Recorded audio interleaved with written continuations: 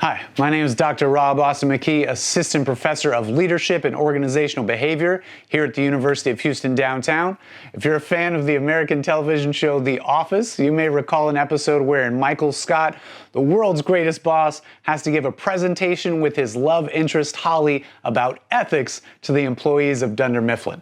Michael and Holly start the meeting with a song and dance routine singing "Let's Get Ethical" to the tune of the 1981 smash hit "Let's Get Physical" by Olivia Newton-John.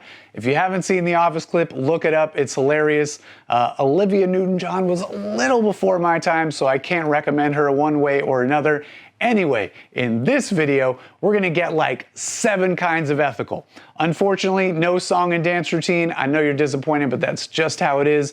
Specifically, we're gonna discuss UHD's policy statement 06.A.07 dealing with misconduct in research, scholarly, creative, and government-sponsored activities. We're going to cover some definitions and a bit of policy, hopefully without being too boring. By the end of this video, you may better appreciate some of the severe consequences that can result from unethical research practices, so much so that you'll never do anything unethical ever again.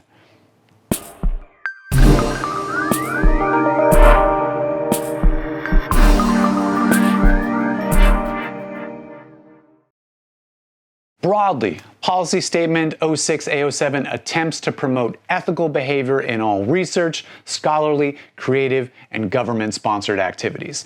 The policy also outlines how to handle allegations of misconduct. Per the policy, misconduct is defined as, and stick with me here, fabrication, falsification, plagiarism, or other material deviation from practices commonly accepted in the academic and scientific communities for proposing, conducting, or reporting results from education, research, and scholarly or creative activities. Misconduct also refers to retaliation against a person who, acting in good faith, reports or provides information about suspected or alleged misconduct. Whew.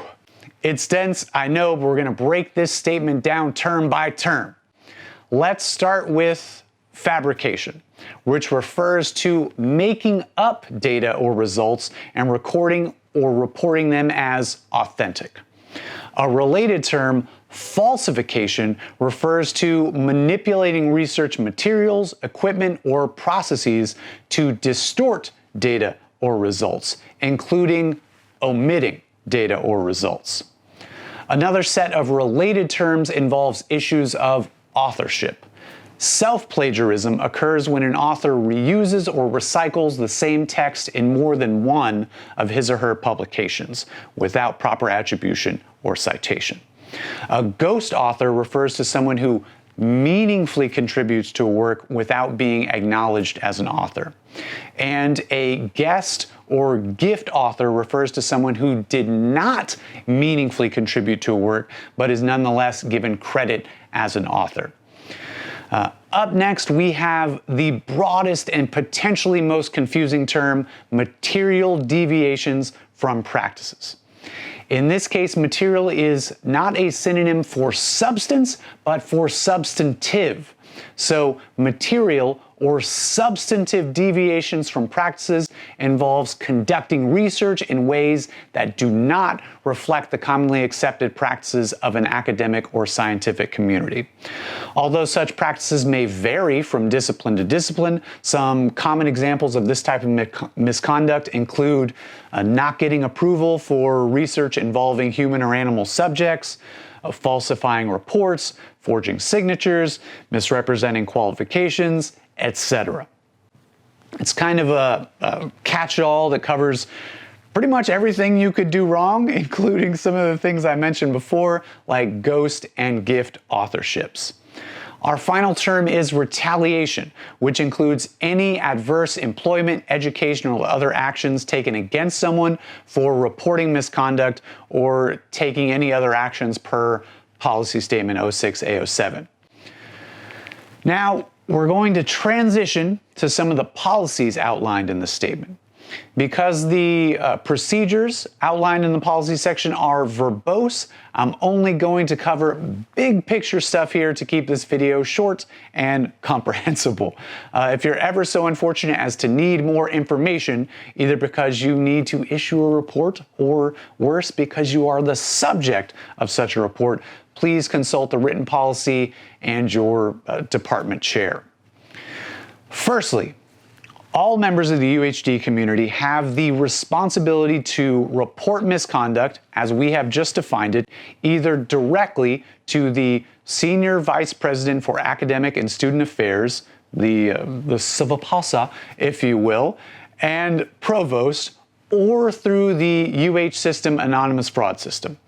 Individuals making such reports in good faith are protected from retaliation by this policy, as well as the Texas Whistleblower Act.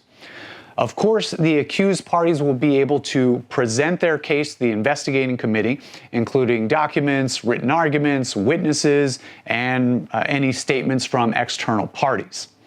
If the Senior Vice President for Academic and Student Affairs concludes that misconduct has occurred, he or she may impose disciplinary measures consistent with the seriousness and intentionality of the offense. Such measures may include a written notice, withholding of pay raises, notification of the offense to relevant organizations and publishers, and potentially termination. The accused parties would be permitted to appeal any penalties issued to the president of the university.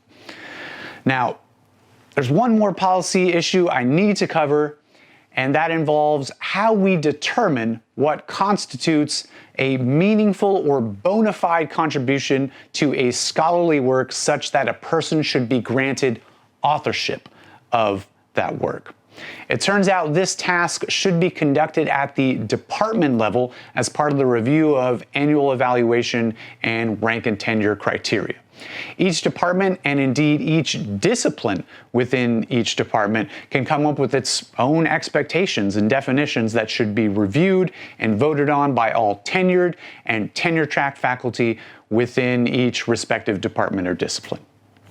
Cool. So this video is attempted to provide a brief overview of UHD's policy statement 06.A.07 dealing with misconduct in research, scholarly, creative, and government-sponsored activities. I hope it's been informative and at least moderately interesting. If you have any questions, comments, or concerns, please reach out to your department chair or consult the policy directly. Again, my name is Dr. Rob Austin McKee.